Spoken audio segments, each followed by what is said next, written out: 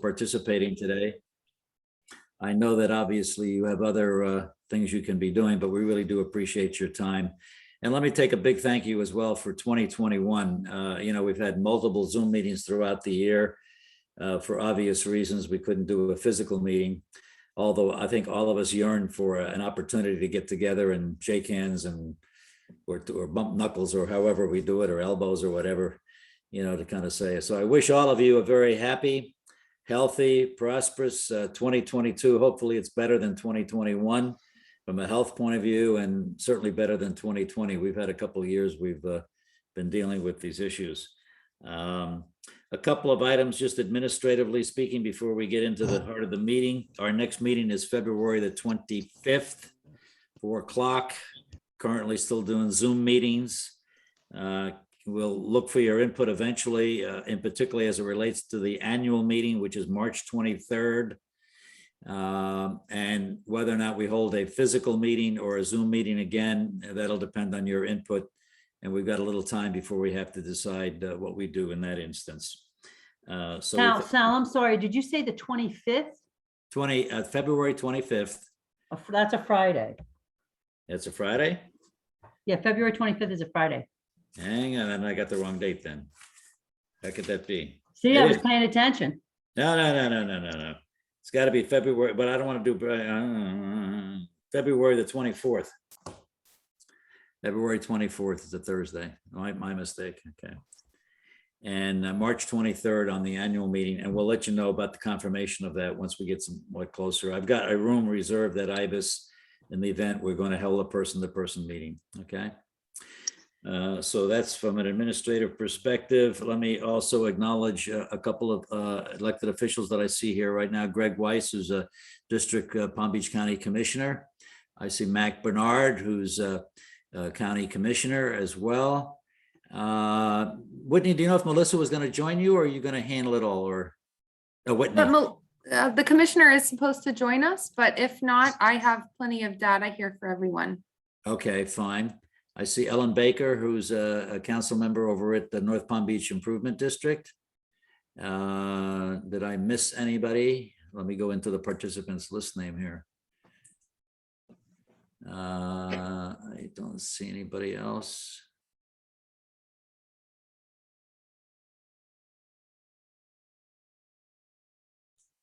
I see Ron Ferris signed in from Palm Beach Gardens, City Manager. I don't see his picture. We'll have to go to the second screen. We'll go to the third screen. No, we're good there. Okay, Ron, if you're there, I acknowledge you there. I see your name and so forth. So thank you very much for joining us today. We really appreciate that. And that's it on the elected officials today. Okay. Dues, if you haven't submitted your dues, we'd appreciate it. We've got most of them in, but there are a few stragglers out there. So we really would appreciate following up on the invoices that Camille has sent out to you all. Okay. We've got many other activities going on other than this put on the calendar here today. We've had multiple conversations with Florida Department of Transportation on a number of projects that they've got planned for North County. We have a Zoom meeting planned for them with February the 2nd at 4 o'clock in the afternoon. That subject will be the intersection of North Lake Boulevard and the B-line, as well as the widening of the B-line from Blue Heron all the way up to North Lake Boulevard. And it'll also include part of the expansion of the bridge on exit 107, which is the B-line exit off the turnpike. So I've been having multiple conversations with them and various delegates because of your interest in these projects and what they may or may not do. Thank you, Rosa, for your help on sharing with us from Tanya McConnell. She shared with us the engineering drawings on the widening of North Lake Boulevard. Basically, that's in their development order, and they shared with us the plans, and we are basically comfortable with those plans. And we thank you very much for getting those drawings to us. I know it takes a lot of your time too, so thank you, Rosa. Let me see, what else did we have here? Okay. All right, now, throughout the course of the year, we've got the obvious. We've got COVID, we've got Omicron. I'm sure that Teresa Urquhart, our CEO from Palm Beach Gardens Medical Center, will cover some of those topics and see what she has to say about that as it relates to her hospital. But I think we see reports, whether it's from the CDC, the FDA, the county, the state, the numbers seem to go up, they seem to go down. Guidance seems to change week by week by week. I'm not sure, and I don't want to get political with anybody, but by and large, follow your own judgment with regards to what you need to do. Just don't violate any laws, obviously, if there are laws on the books that are out there. But as a COVID survivor, I was fully shotted up, still got it, and I still wear my mask. So I don't know what to tell you. I don't know whether I'm wrong, whether I'm right, but I survived it in that respect. My wife does not tend to wear a mask. I don't know, but that's up to her. But she's tested negative every time. And I have tested negative twice now in the last 2 tests that I've taken. So I think I'm probably got a lot of immunities within me. That if anybody wanted to buy some from me, I'll sell them to you. Anyhow, all right. So that's an item. Another item that's kind of flying under the radar screen, but I am very well aware of it because it struck my family, unfortunately, and that has been the opioid crisis we've had. And that's what Whitney West and Commissioner McKinlay are going to touch upon. I lost 3 family members to the opioid fentanyl crisis, 2 youngsters and 1 sister-in-law. And I would tell you it's a devastating loss, but it's something obviously, despite affluence and so forth, money cannot buy you out of it. The system, and we have had, the state attorney on our program before, Dave Aronson, on our calendar, and he's presented, and it's a system that's out there that in somewhat many shapes and forms is broken and gets fixed and then gets broken again. But it's something flying under the radar screen. You probably haven't seen a whole lot of it in print. There was something this past week in the newspaper, but not much. But with Whitney's help, we'll better understand what's happening, and Commissioner McKinlay as well. So that's another topic that you ought to be aware of. Okay, so with that, we're going to proceed with the agenda. Can I have a motion? You have electronically the minutes and the treasurer's report from prior meetings and the treasurer's report from November, December 2021. I'll make a motion. Okay, I'll second Okay, it. motion second. Okay, great. On the minutes, how about the treasurer's report motion? I move that we approve the November and December 2021 Treasurers Report. Right, any second? Do we have a second on that? Second. Second from Rosa, great, thank you very much. All right, so it'll be approved, obviously all the A's and all the nines, we're in good shape. All right, great, okay. So that handles the administrative part of the meeting. Let's get into the heart of the meeting. We're very pleased to have, and she's no stranger to our team here. They've been a great supporter of the NCNC. Oh, I'm sorry, I want to recognize Chelsea Reed, council member from Palm Beach Gardens. I just see her popped on there. Hi, Chelsea. Okay, there you go. But I want to turn it over to Teresa Urquhart, CEO of Palm Beach Gardens Medical Center. They've been a great supporter of the NCNC. She's always very informative, very helpful. And I got to tell you, she stands behind her words. Anytime I've called her, because any of us have had to frequent the hospital for whatever reason, and you needed some kind of support, she's Johnny on the spot, Susie on the spot, right there, getting her team involved and really showing some very good support from the hospital. So thank you, Teresa, for that support of our people when we call you. So it's all yours now to turn it over to Teresa Urquhart, CEO of Palm Beach Gardens Medical Center. Thank you, Sal, and Happy New Year to everybody. It's nice to be here to talk to everybody. Today, what I wanted to do is just start with a video, and there's like 3 pieces to the video. One is just a reminder to you about the services that we have here at Palm Beach Gardens to provide to the community. The second phase of the video is about investments that we've made in the hospital this past year. The company Tenet Healthcare, who owns our hospital, has been, gracious in terms of being able to give us about $16.5 million to do some of the, you'll see it's technology driven, some refurbishments, things like that to the facility. So we're very thankful for that, to be able to enhance what we do for the people that we serve. And then the third part is really it's a COVID testimonial that you're going to see.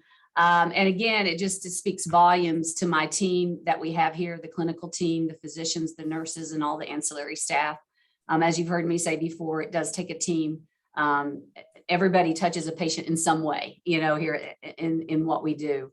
And so if Camille, if you would mind showing the video, and then I'll just give a few comments at the end, Sal, okay? Yes. And I'll give you an update on COVID too. Yep.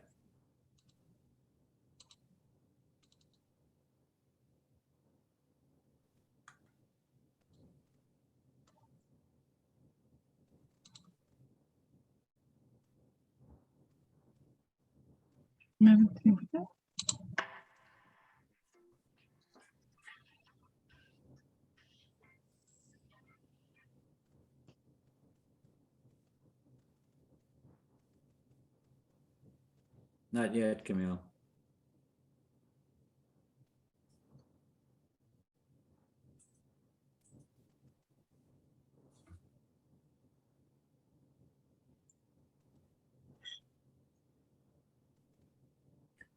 Nothing yet, Camille. We see the picture, but no sound and no video.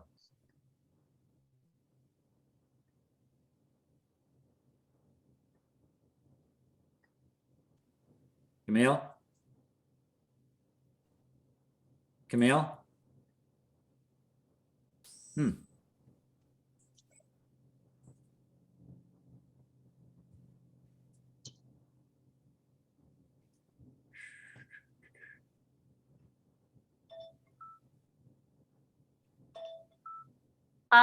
Sal, can you hear me?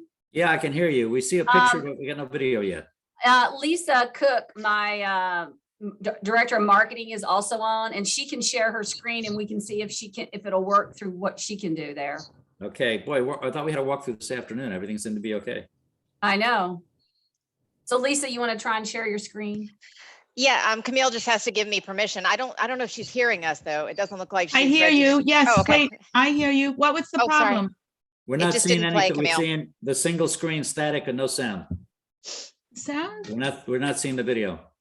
Share sound. Okay.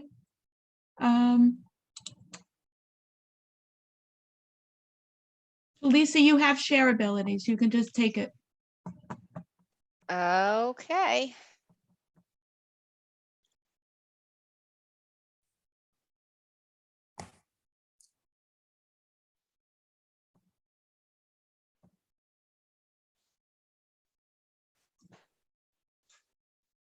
Doesn't want to play nice, right? Oh, wait, maybe she's got it going. Here Oh, we there go. you go. I got it. 1 second. My fingers aren't so fast. Here we go.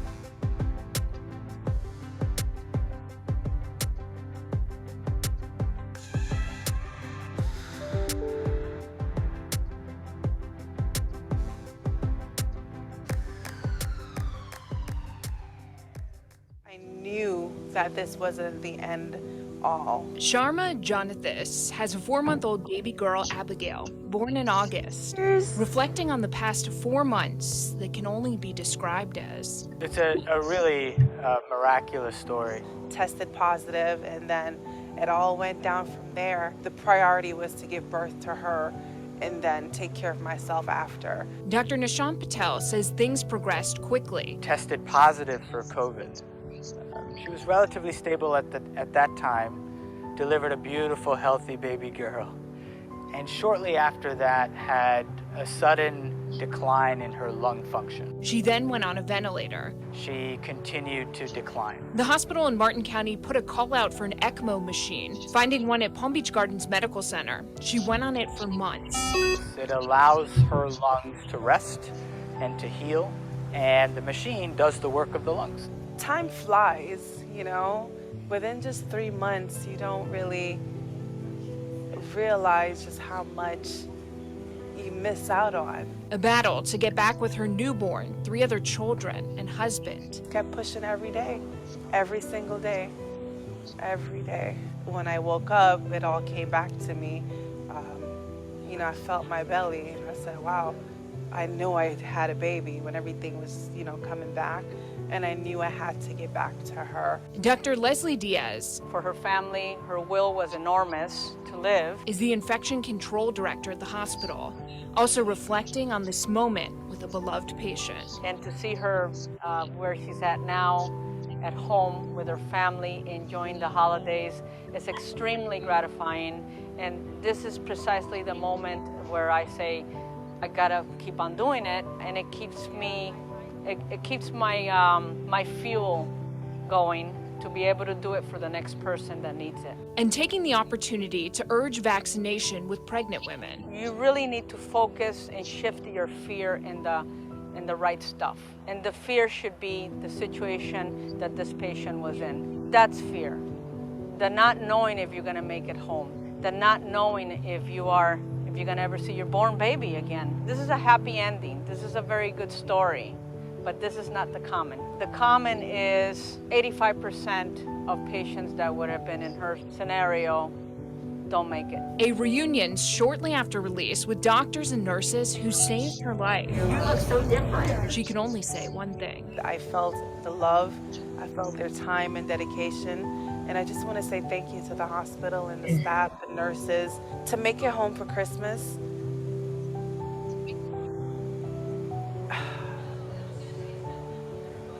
I'm truly happy to be home for Christmas. Because in the end, that's what we all want. Home for the holidays. Tori Dunn, WPTV News Channel 5.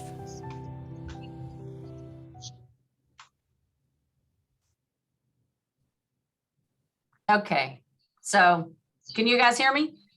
Yes. Okay, so that was a pretty great story with our patient there. We have an ECMO machine, which stands for extracorporeal membrane oxygenation. Okay, don't ask me any more about it because I don't know. I'm really good to get that out. But we've been able to have that and provide that to some of our patients that meet the criteria for that. But, you know, I just want to say that, you know, from a COVID standpoint, we are actually doing quite well as a hospital. We are seeing I know you were talking about, it's kind of a roller coaster, right? It's up, it's down, and, you know, but right now we had peaked, and now we're seeing a decline in our numbers, which is nice to see. And actually the majority of our patients have been more medical tele type patients versus ICU patients, which is another, you know, good, not what we saw typically with the first Delta variant. We saw more critical care patients.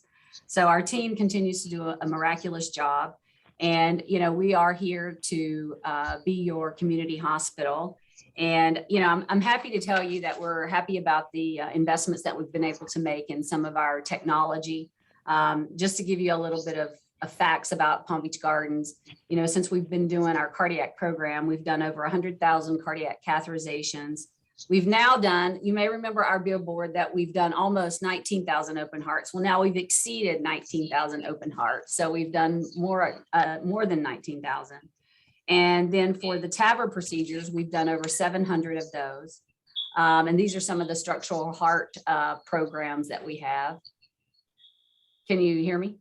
Yes. We got Okay. you. And then we've done over 275 MITRA clips, nearly 300 Watchman procedures, 50 convergent procedures. And just last year, we started doing a cardiac minimal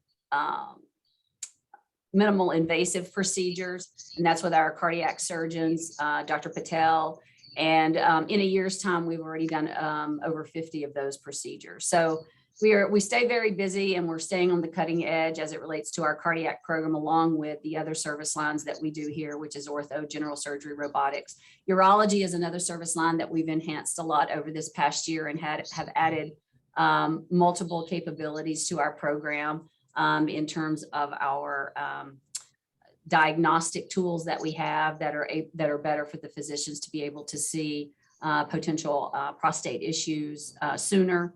And we just are excited to be able to do that. And we look forward to 2022, have some more exciting news to share with you as we go forward into this year.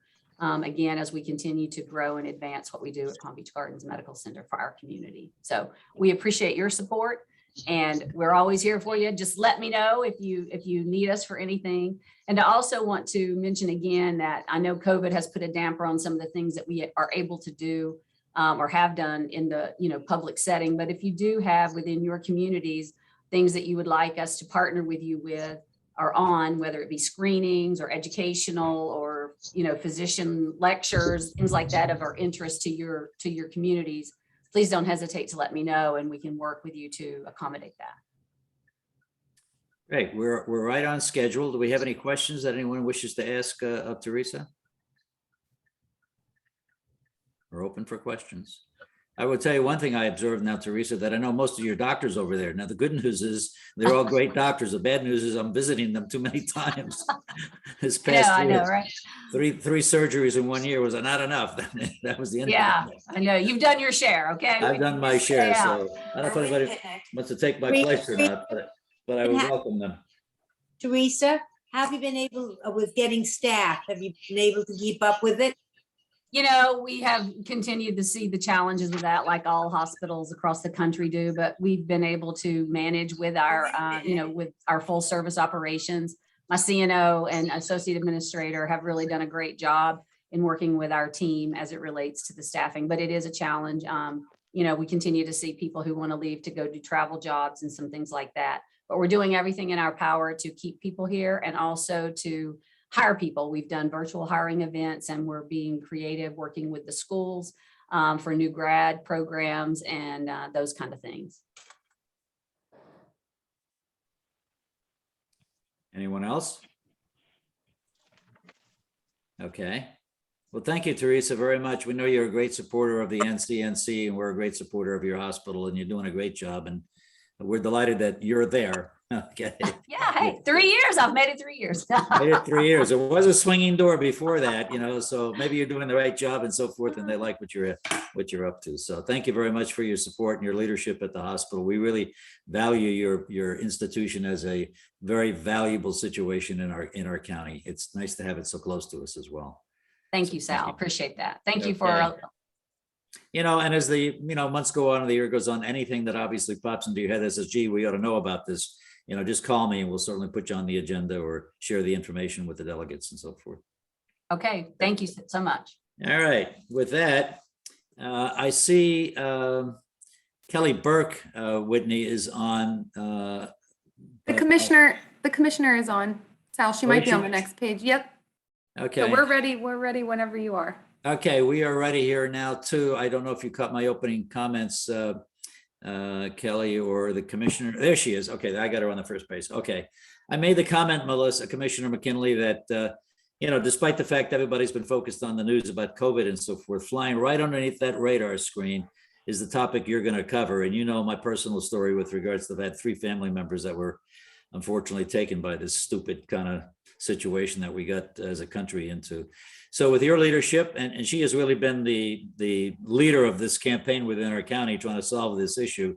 So I turn it over to Commissioner McKinlay to talk about what's going on with opioid here in our county. Thanks, Sal. And you don't have to call me Commissioner. You can call me Melissa. No reason for formalities. I'm going to start off today, Sal. I'm going to wrap it up instead of starting it off, because one of the things you asked me to talk about was what the county was doing with Project Opioid. And I had the benefit of serving on the county's business development board for 5 years. I just handed that seat over to Mayor Weinroth. But in that partnership, I was able to work with Whitney West, who is with the business development board on their leadership team and has taken this on. And why is that important? I mean, this is a partnership, really a good public-private partnership. This shows us this is an initiative from the Florida Blue Foundation. They reached out to several communities across Florida that have been tragically impacted by this epidemic, like Palm Beach County. And they didn't come to the government first. They went to the business community, because the business community is just as affected in terms of trying to help their employees and their families navigate this epidemic that we still have going on. So what I'd really like to do is let Whitney tell you a little bit about it, give you some background on what's going on in our community, and then I'll talk about it in the last few minutes of what the county is doing to match some of the efforts that they're doing. So Whitney? Thank you so much, Melissa, and good afternoon, everyone. I see some friendly faces, but for those who I have not met yet, I'm Whitney West. I work with the Business Development Board. You all know that our mission, and I just want to make sure, can you all see the Project Opioid screen? Yes. Okay, perfect. Our mission is to stimulate the economy and to help to relocate, expand, and keep the retention of companies in Palm Beach County. But many of you may not know that we do have Project Opioid, and through our foundation at the BDB, in partnership with the Florida Blue Foundation, we launched a countywide initiative to combat the opioid crisis. And this is with Florida Project Opioid and Florida Blue. So let me just go here. The BDB has played a direct role in gathering the business community and regional advocates, and recently hosted a Project Opioid launch event in November of 2021. So I think Commissioner McKinlay, she covered why we entered this crisis, and Sal kind of gave you a little bit of his personal story. This crisis has gone beyond the income levels, the racial, ethnic groups, professions, neighborhoods, and business sectors. So I want to give you some statistics in Florida that may shock you. Florida suffered from a big spike in opioid deaths in May of 2020. Up to 86% of those deaths involved an opioid of some kind. And I just want to move to this next screen here. This shows you the rates that are calculated by the Florida Department of Health. So in 2020, the death rate for all drug-related overdoses in Broward County, you can see, was approximately 39 people per 100,000 people of the population. In Miami, that number was 15.7 per 100,000. And you can see Palm Beach County, where it's 50.4 per 100,000 of the population that died because of an opioid-related death. Some other numbers that we found to be staggering is between April of 2020 and April of 2021, we estimated that over 7,800 people died of an overdose in the state of Florida. That was a 26% increase from the previous year and a 306% increase from 2015. So just to give you all a little bit of an idea of how many people that is, that equates to 22 Floridians per day. Overdose deaths are up 46% since the opioid epidemic was declared a state of emergency by President Trump in 2017. Fentanyl, if any of you have heard of this, fentanyl is the cheapest street drug ever produced by cartels and is now added to almost every single illegal drug sold. So that includes anything on the streets. That includes fentanyl, and now the cause of death in Florida for fentanyl, as you can see, it's climbed. Fentanyl is being processed into fake versions of most pharmaceutical drugs and commonly used painkillers. With counterfeit OxyContin, Percocet, Vicodin, those are the most common. These drugs are made in clandestine basement laboratories outside of the US typically, and then smuggled into our country to be sold on the streets. Fentanyl is the most dangerous drug in the state of Florida, and in 2020, we had an increase in 63% from the previous year in deaths. As you can see here, Melissa McKinlay will talk a little bit more about Palm Beach and how it's affected our region, but you can see the steep increase in the fentanyl-related deaths as related to prescription opioids and heroin.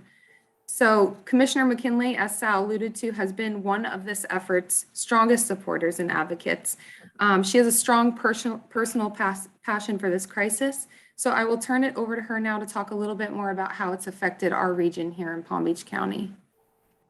Thanks, Whitney. And I think it's really important to acknowledge Whitney's presence here today and what the business community is doing, because like I mentioned, it's really their employees that we're trying to help here and their families. And if we don't have the private sector involved in this, if this is not a partnership, we're never going to move forward in trying to eradicate this problem that we've got in our county. And well, you know, we've learned some things over the years, Sal, and I know I've spoken to your group a couple of times on this issue, and it really is such a partnership between our private sector, our sheriff's office, you know, our state attorney and his task force and everything that they're trying to do. But one of the things we learned, you know, we first started talking about this back in 2017. You know, this community rallied behind me when we pushed Governor Scott to declare a public health crisis on this issue. That even happened before President Trump declared the public health crisis. So we were a little bit ahead of the game on this one. But what we were doing back then is we were really saying, okay, we find somebody that needs help. We've got two choices. You go to treatment or you go to jail. And that was the system of care that we developed in this county. It was a two sizes fit all kind of concept there, you know, punishment or try to find treatment. And so what we did is we hired a drug czar, we like to call him. He's our drug policy manager. His name is John Hewlick. He came to us from New Jersey with so much experience behind him and personal connections to the issue. And he's been wonderful. And we put together our own action plan in Palm Beach County. And we've been kind of revising that as this epidemic has changed. And so we're now trying to do, our goal isn't treatment, our goal is recovery. And so what does the patient need? And so John's put together a whole program working with our community partners and saying, you know, it's not just, we talk a lot about overdoses from prescription opioids. As Whitney highlighted, more than 95% of the overdoses right now contain fentanyl. So we've moved into more of a synthetic drug rather than your more traditional prescription drugs. But we still have people that are dealing with meth. We still have a huge increase in the number of people that are having alcohol issues. And so it's a very individualized approach that we're trying to do to help people recover. That is now our goal. Just doing treatment isn't enough. You know, for those of us that have family members that have gone through this, we know if that they are successful in maintaining recovery, that can sometimes take 5 or 6 rounds of treatment before they're finally, you know, in a stable phase of recovery. And so John's been, terrific. My county commission, I know Commissioner Bernard's on the call. I believe Commissioner Weiss and Commissioner Marino are also on the call. And all of the commissioners that I've served with before them saw it as it needed to be one of the county's 6 strategic priorities. And so we've developed a whole cross-section team of all of our different departments that somehow can have a connection, you know, housing and homelessness, job training, mental health services, treatment services, our fire rescue department, and the at-home service that they've been providing through some of our pilot programs. And really just trying to be a leader in all of this. And I can't tell you how much I appreciate such a large community organization like yours taking a look at this and working with us, because that really is the first step, Sal, is educating the community, taking away the stigma, letting people know it's okay to talk about this, because if you can't acknowledge it, you can't help the person. And so between, you know, the services that we're providing, the addiction stabilization unit at JFK North Hospital, all of the county's fire rescue departments, not just the county, but the municipal ones, our friends in law enforcement, the Sober Home Task Force, and the substance use disorder task force through the state attorney's office. Our legislators advocating for us for funding at the state level, our members of Congress trying to bring dollars down through the American Recovery Plan dollars. Some of those can be used to deal with substance use disorder and mental health. And the county has set aside $10 million for that. So it is an all hands on deck approach. It's not going anywhere. You know, our numbers, and probably a lot of that was induced by COVID and people just going through really tough times, but we're seeing a reduction in the number of transports fire rescue is doing, but we still have a very high death toll in Palm Beach County. We 604 deaths last year. It's a 26% increase. So we're no longer number one in the state. Pasco and Pinellas County lead the state, followed by Broward. We're number 3. Clay, Duval, Nassau County area, and then Hillsborough County follow behind us now. So it has hit all corners of the state of Florida. And I just appreciate you giving us every opportunity we can to have the conversation, and thank the business community for supporting us. Yeah, we're going to open it up. Are you going to allow us for some questions, Melissa? Anytime, absolutely. Okay. Well, first of all, let me just make a point. I just want to reinforce the thank you, because you have taken the lead.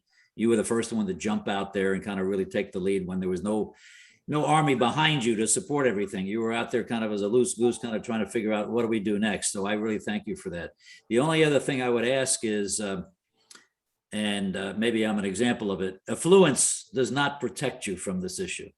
And affluence does not make it any easier in solving the problem once one of your family members gets hooked on this stuff, because it is a never-ending saga as to what happens next. And the eventuality I faced was 3 deaths, 2 nephews and a sister-in-law.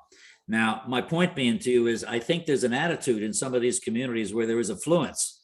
Oh, not me. We don't have this problem. We don't need this, particular drug to help us get through the day or through the life or whatever.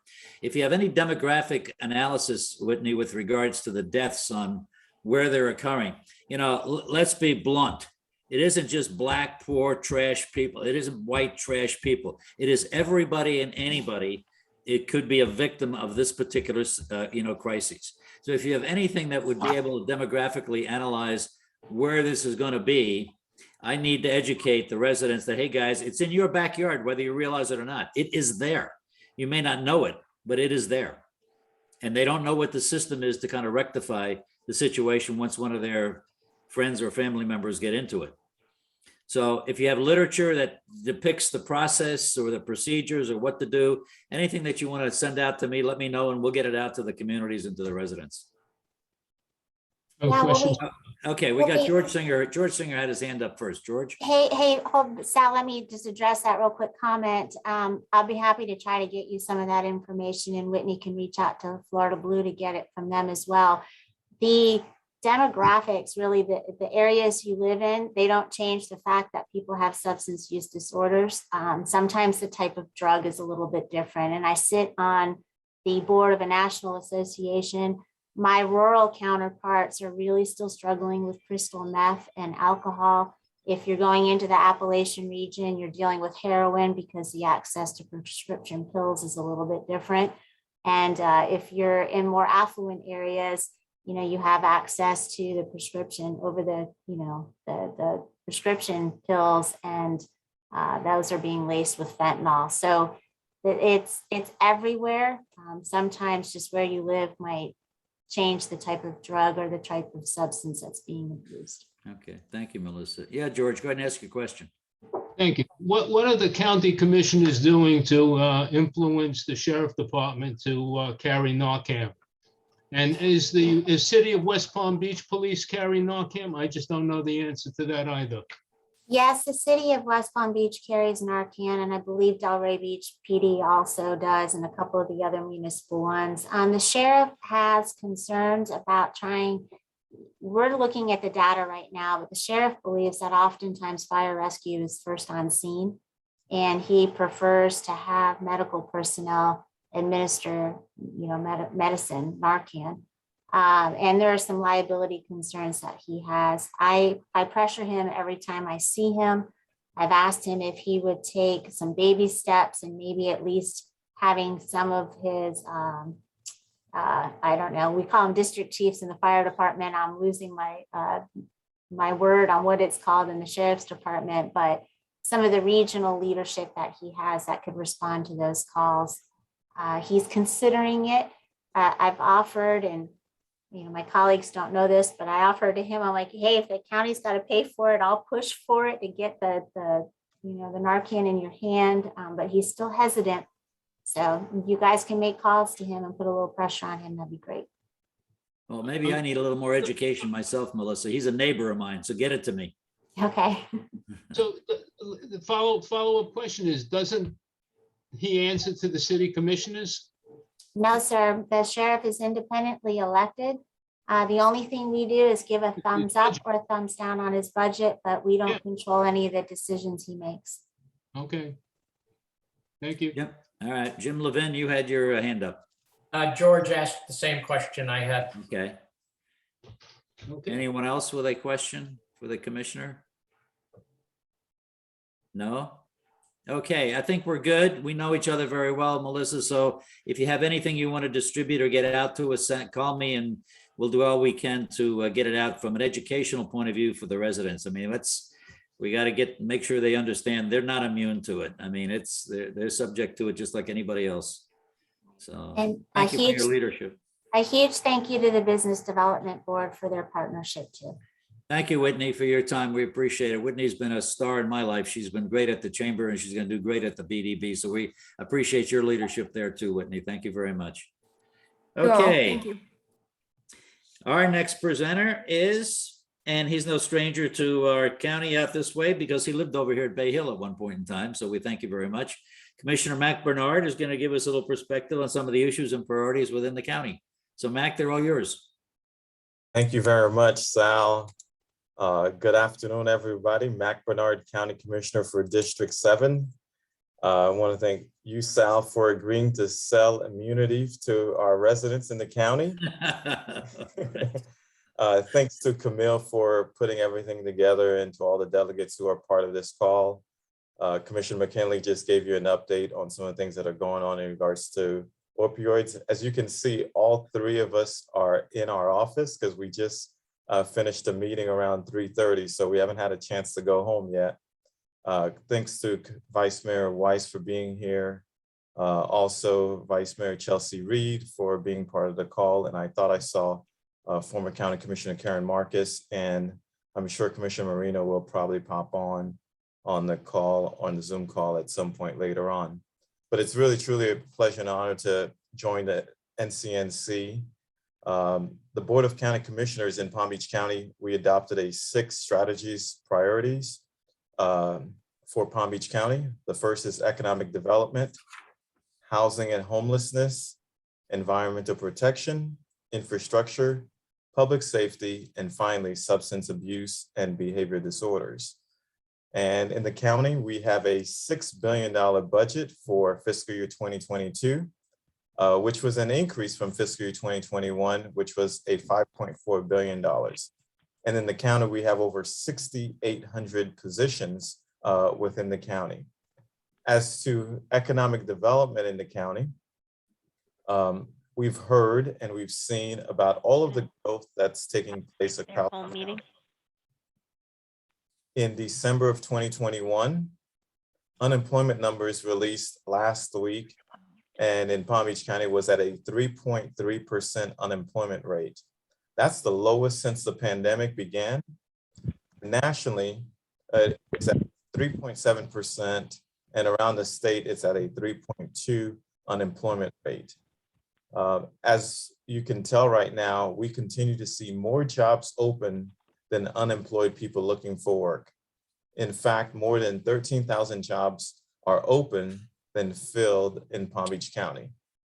The hospitality and leisure shows the biggest growth in jobs, which makes sense because we're in Palm Beach County and tourists are coming back to Palm Beach County, except it was a little bit cold yesterday.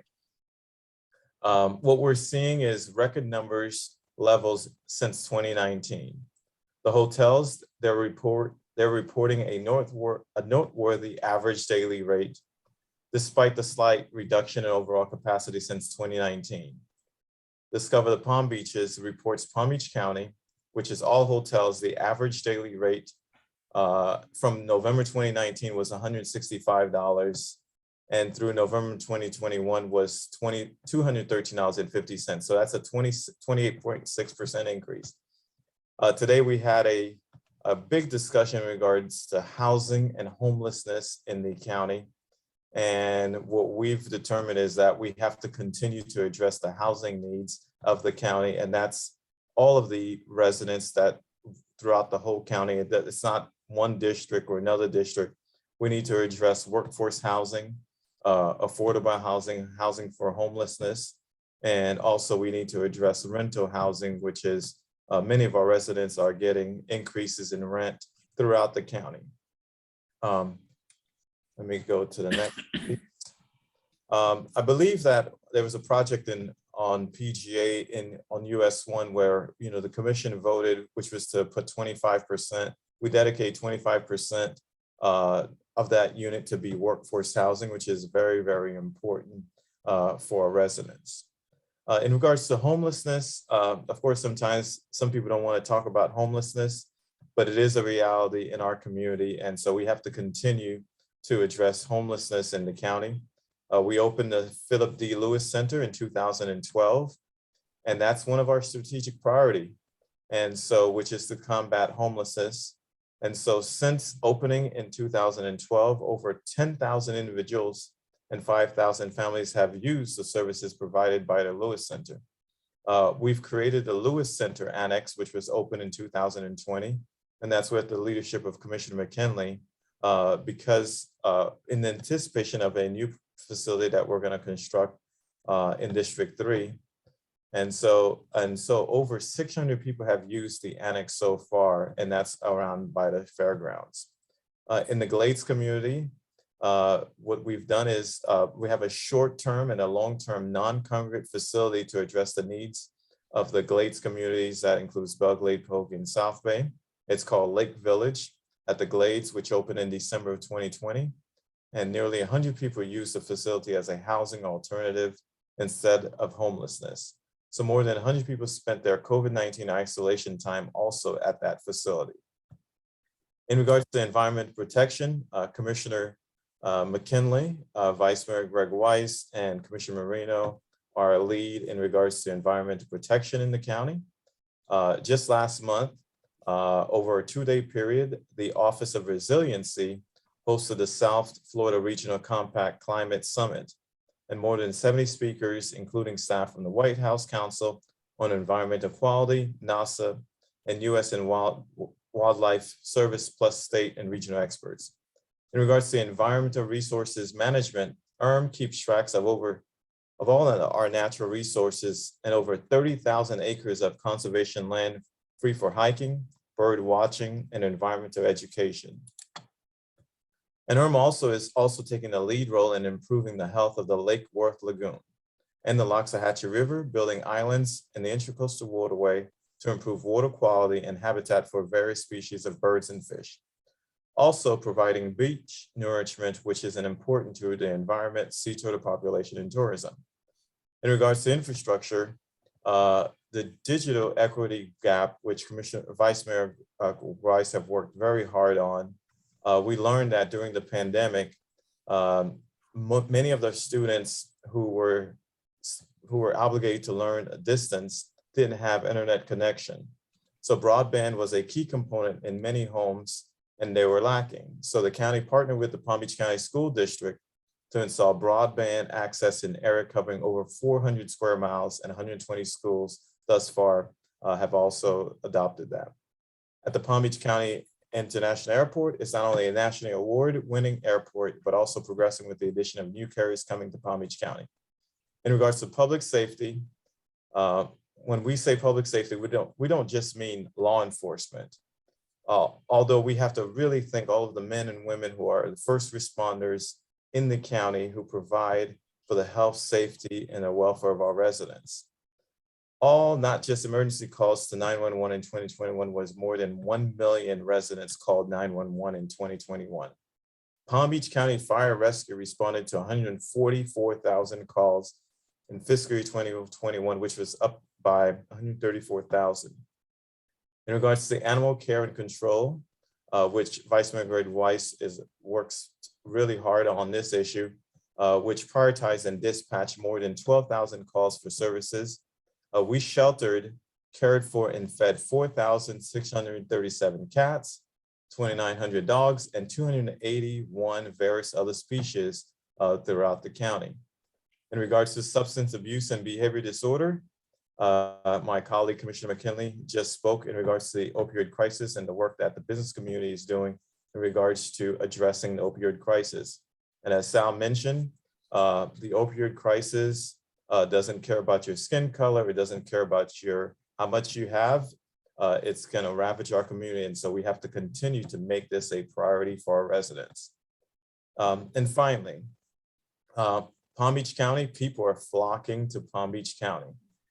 Expansions and relocations are going on in the county. And we've heard about big businesses moving and coming to Palm Beach County. But small businesses is also important in the county.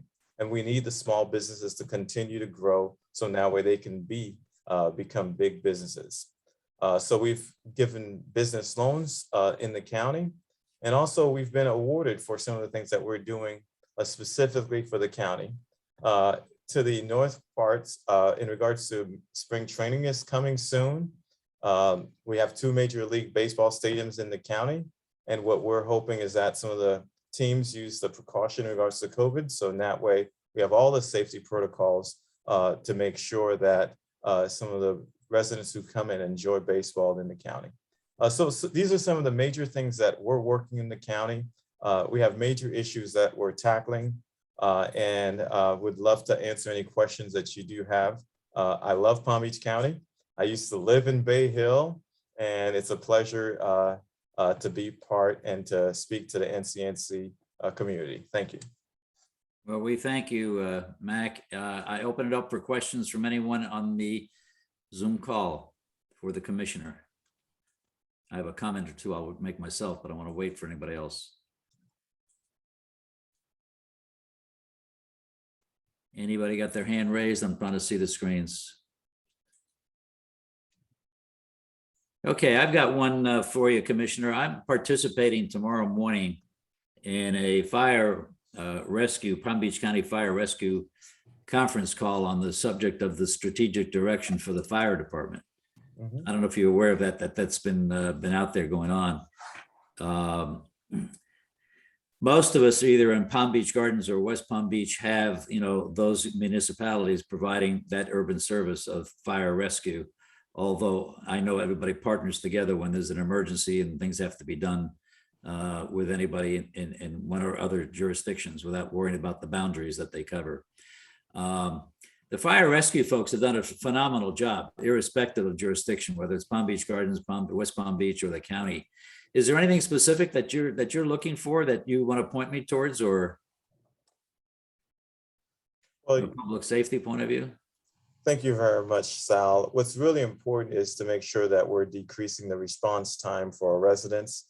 And specifically, as we're growing in the Western communities, we need to make sure that we have the number of stations that are available and that we continue to take care of our firefighters. Commissioner McKinlay, who's part of this call, in regards to fire safety, she's been our lead in regards to fire. And I would love I see she just put on her screen. So Commissioner McKinlay, I know you definitely would love to weigh in on this issue.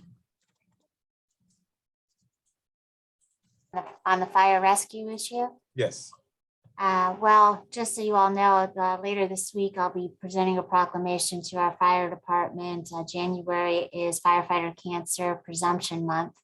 There are 22 different types of cancer that are presumed to be, for lack of a better term, caught on the job when you're a firefighter. And so there's a huge initiative to remodel fire stations and to build new fire stations and to make changes. We're from things like bunker gear to where they keep the ice chests inside of the fire stations.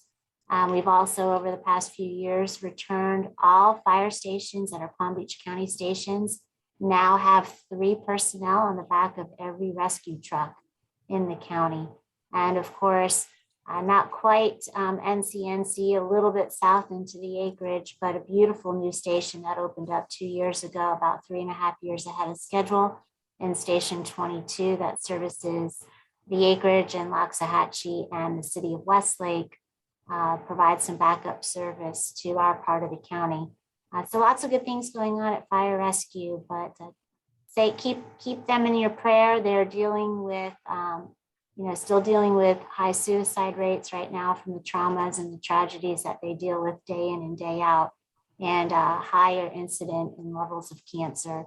So they're out there fighting for us. We need to say our prayers and do what we can to support them. Thanks, Mac.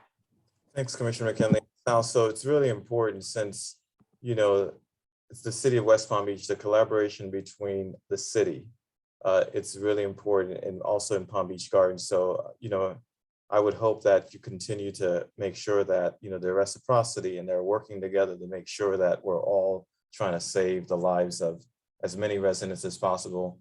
And it's not about the boundaries. Right. Yeah. The only other thing I would bring up, and I see David Denon is on there from Mirasol. He and I, several years ago, were involved with the capital planning that was or was not being done by the county as it related to capital needs, because fire trucks need to be replaced at a certain point in time, not just because they get old, but because they don't have the functionality that you want on those vehicles.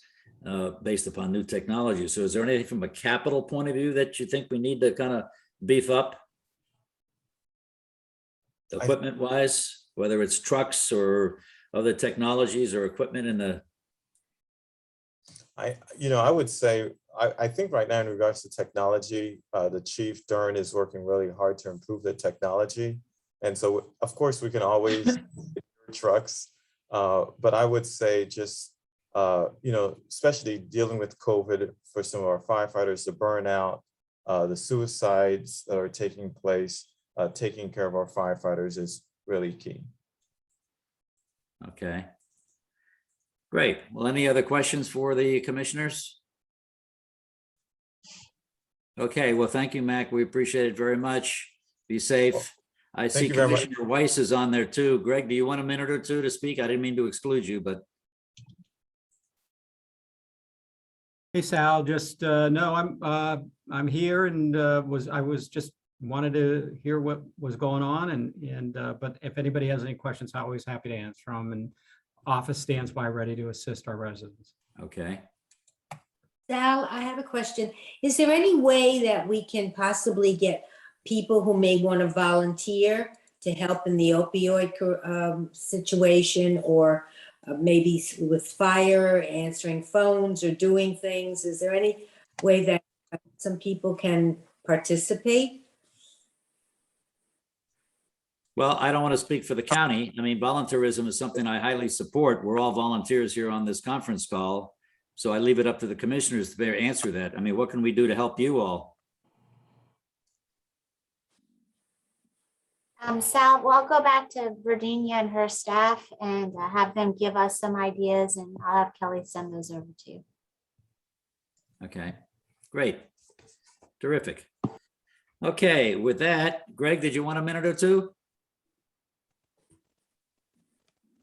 No, I'm good. I just, I'm glad to be a part, and for those that are not aware, with redistricting, that we now have in District 2. I am very pleased and honored to have IBIS, and I'm going to forget the name of your neighbors. Iron Horse. Iron Horse, sorry. Iron Horse is part of District 2 to join our neighbors over at Bay Winds and Andros and Riverwalk. So in Western Palm Beach, Western West Palm Beach. All right. Next time we have a meeting, we'll get you on the program, Greg, so you can think about your comments in advance. Unfair to you, kind of just put you on the spot like that, but I thank you. And Melissa, no offense, I want to say thank you in a more formal way than obviously saying goodbye, okay, from a District 6 point of view. But, one of the reasons why the commissioners are all on these programs is because, and we've talked about this many times, while they may not be your commissioner that you vote for, they vote for things that could affect us in our jurisdictions. So it's important that we have a teamwork attitude towards everybody with regards to what's happening, whether it's District 2, District 1, District 6. It doesn't matter. It's the county. Okay. At the end of the day, I know, yeah, we all vote for a respective individual to represent us, but all the commissioners at the end of the day for resolutions and amendments and things that have to be added to the charter and so forth are voted upon by all the candidates. And it's important they know our positions on where we are with regards to various items. So we thank the three of you that are here today. And we'll talk again, Melissa, obviously, as we get nearer, maybe cutting the cord. I don't know how we want to do this, but we'll figure something out. Okay. All righty. Where am I? Somehow, did I get disconnected? I don't see my screen any longer. Hold on. No, you're here. Okay. All right. So now we have our third presentation is going to be one called A Question of Safety. Ballenisles has got a project that they wish to educate us on that they have been working on. And we've got the president of the Ballenisles HOA, Pat Rado. Pat, are you there?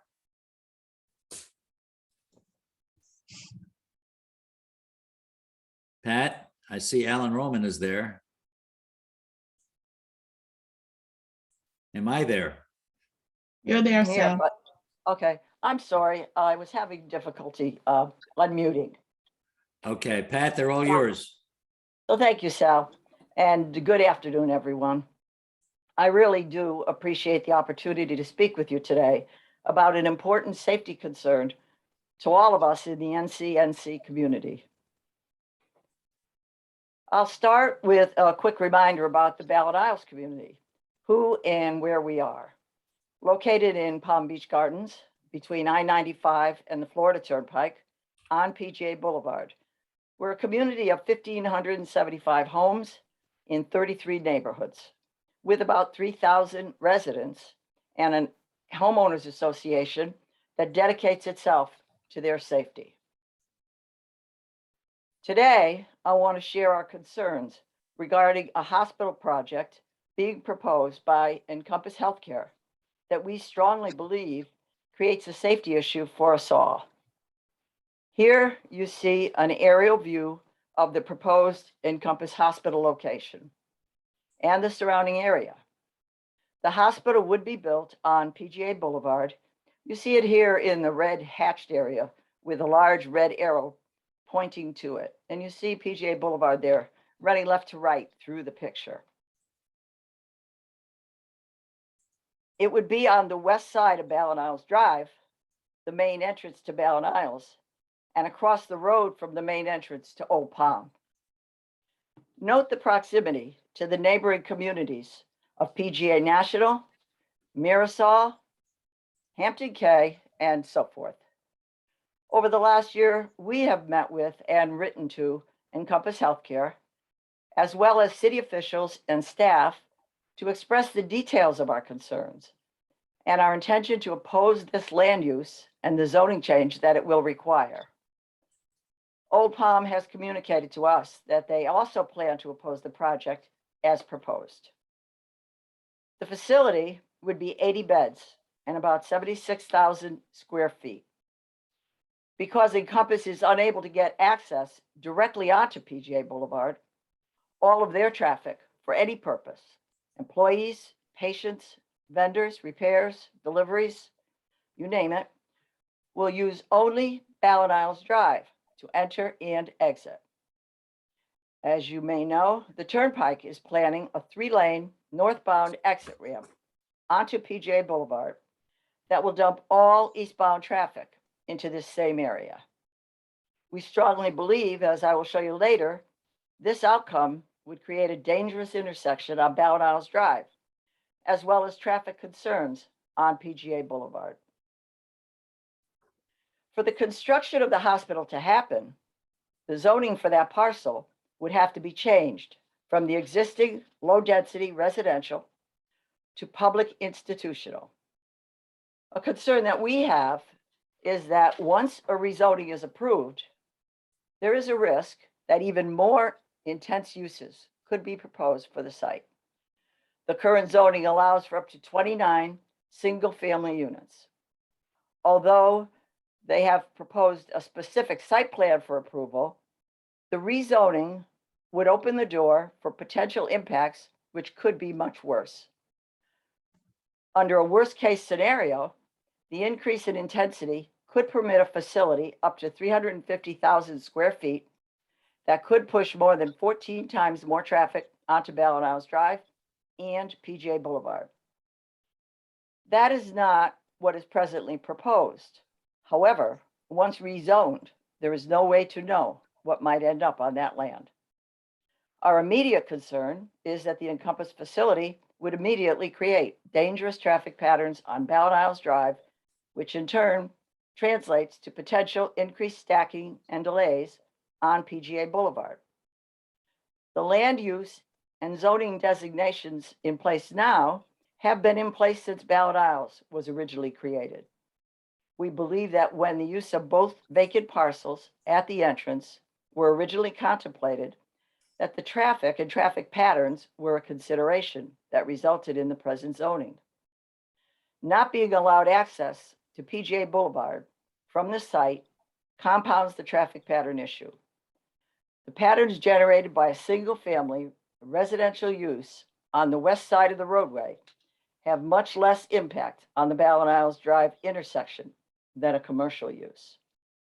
While there may not be a market for residential use on this parcel at this time, we believe it is a false choice to assume that a rezoning will be required to allow development of this parcel. We believe no change is the best choice at this time. Old Palm shares that view. We hope that there are others. The original zoning allowing for 29 single-family homes is the right zoning for this location. This is an area that already has its problems. The intersections are already heavily congested, which often produces long lines of vehicle staffing, sometimes out to PGA Boulevard. Across the road, Old Palm has its own situation with traffic at its main gate. As I said earlier, Old Palm is also strongly opposed to this zoning change and land use and is preparing letters to voice that opposition to Encompass Health and to Palm Beach Gardens city officials. Because our board felt it was important to have accurate information regarding Ballenisles residents' opinions of the proposed zoning change and Encompass Hospital, we conducted a community-wide survey. We were surprised by the number of responses. 2,500 is an unusually high response rate. And we were reassured by the singularity of the opposition. 98.6% opposed. Safety is clearly a threshold issue for Ballenisles residents. So let's take a real look at the problem. This is a closer view of the area with PGA Boulevard along the bottom of the picture and the intersection of Ballenisles Drive and the only entrance exit to the proposed Encompass facility circled in red. You see a white arrow there pointing to it. The colored arrows represent the future traffic flows when the parcels on both the right and the left of Ballenisles Drive, our main entrance, are developed. When we think about these roads and intersections, we can't only consider the present conditions. The future will surely come and must be planned for. That's why these visuals include probable future conditions. The project design requires all traffic from the Encompass Hospital to use this intersection onto Ballenisles Drive. But keep in mind that the traffic from the east parcel will also enter and exit onto Ballenisles Drive into the same intersection. The colored arrows you see, the different traffic flows. There are up to 10 individual intersects in that intersection where dangerous collisions could occur. Visibility at this intersection is challenged with the existing line of sight. With an increase in traffic, we are concerned about life-threatening accidents which would also create backup issues on PGA Boulevard. Looking more closely at this dangerous intersection with vehicles added to visualize the obvious safety issue more easily, it is understandable why the Ballenisles residents and the HOA are strongly opposed to this project in this location. The potential for an increase of nearly 300,000 trips annually, line of sight issues, coupled with conflicting traffic patterns for emergency and non-emergency vehicles, creates a condition that our Residents and Homeowners Association have a responsibility to oppose for the safety of us all. In summary, the Ballenisles residents and the HOA are concerned about the safety of the residents within Ballenisles, but also with the safety and the convenience of the residents in the neighboring communities. The combination of changing the zoning, adding a use, which substantially increases the traffic from the site and creates a dangerous intersection, translates to a scenario that is unacceptable. Here, as we look into the future, not just on Ballenisles Drive, but also on PGA Boulevard, we feel this is an important safety concern to us all. As briefly mentioned previously, and clearly denoted on this diagram, the Florida DOT has a proposed project to add an exit ramp on the northbound side of the turnpike, which will push all eastbound exiting vehicles onto PGA Boulevard into this same area. It's printed there in yellow, and you can see where the traffic flows join right in with the intersection on PGA Boulevard, as well as all of the existing traffic coming out of Ballenisles Drive. Although it isn't shown here, Florida DOT is also adding an I-95 exit up on Central Avenue. Central Boulevard. We have Central Avenue where I'm from. Very near the old Palm Gate on that road, which will push southbound traffic onto PGA Boulevard. It all adds up to a dangerous future. I'll close by saying that our opposition is not directed at the need and viability of the use that Encompass is proposing, but the impacts and the dangerous conditions resulting from the rezoning and use in this location. We are and will continue to be strongly opposed to the proposed location and the associated zoning changes. Thank you for your time, attention, and thank you very much, Sal. And back over to you. Great. Well, thank you very much there, Pat. We're not going to take any questions on this project at this time from anyone, but if you wish to directly contact Pat, I'm sure she would take a call from you, but we're not going to do it on the phone here, on the email. All right. Are there any comments anybody wishes to make before I give a closing remark and correct myself, by the way? The next meeting is February 22nd, not February 24th. I'm looking at an old calendar. I don't know. February 22nd is the fourth Tuesday of the month, 4 o'clock, Zoom call.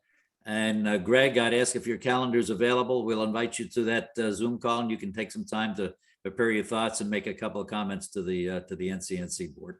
Okay. Okay. Any comments from anybody here? I'm going to look around the screen. Did I see a hand flash? Sal? Yes, David. I just want to reach out and say thank you to Chelsea Reed for her weekly updates. All of us in the Mirasol community, and I think throughout the gardens, have found them to be not only informative, but a very good and important information that helps us make decisions based on data and facts that she's sharing. And I just want to express our thanks, because it's really great to have it. Great. Good comment. Thank you, David. Thank you, Chelsea. And so that if you don't know, I mean, all of these newsletters that we get from the council members or commissioners are posted up on our website as well, too. If you don't want to collect a library in your own tent on them, you can have them. But keep the news coming, Chelsea. We appreciate that very much. Thank you very much. Okay. Anybody else have anything else? Okay. Well, there's 2 items I want to close on. One is, if you haven't gotten the dues paid, we really appreciate it, because we're trying to do some budgeting on obviously meetings down the road a piece. We got about a half a dozen communities. I'm not going to mention who you are. You know who you are, that need to get your dues in place. So we would appreciate it, number one. Number two, you know, we're doing Zoom meetings and all of us know each other quite well. We're 11 years old as an organization. So many of us have been in physical meetings, which we can either, like I say, bump knuckles or knock elbows together. But, you know, the March 23rd annual meeting, we can push it to April as well, too. There is time. Some of the communities are not holding physical meetings yet. Some of them are. We are. So, you know, our annual meeting, we could limit the attendance, but I'd like your feedback as we get into February. Let's give it another, you know, a couple of weeks, whether or not we have a physical annual meeting or we do a Zoom annual meeting. Both meetings present different challenges, obviously. The nice part about the physical meeting, you get to see everybody and you get to establish relationships and network. In a Zoom call, it's very difficult to do that. And but we appreciate everybody's input. So if you can just let me know where you're at from an individual point of view or your community, because you know in the annual meeting, you can bring, in addition to yourself, other residents who you believe you're cultivating leadership with or want to participate from a community point of view on what's happening here. Now, let me make sure I didn't miss anybody. Was Commissioner Marino on here? Thank you, Karen Marcus, for joining us. Appreciate it very much. I don't see any other elected official that snuck in on me here like that. Okay, great. I think we're good. Okay, so last comment. Anybody got anything of a burning nature they got to express? Otherwise, we're going to adjourn. I don't see it. Okay, guys, do we have a motion to adjourn? By Jim Levin, second. Okay, by Bob Yeager. Thank you. Meeting is adjourned. Thank you very much, guys. Be safe. Thank you, Thank you, Sal. Whitney. Thank you, everyone. Thank you, everybody.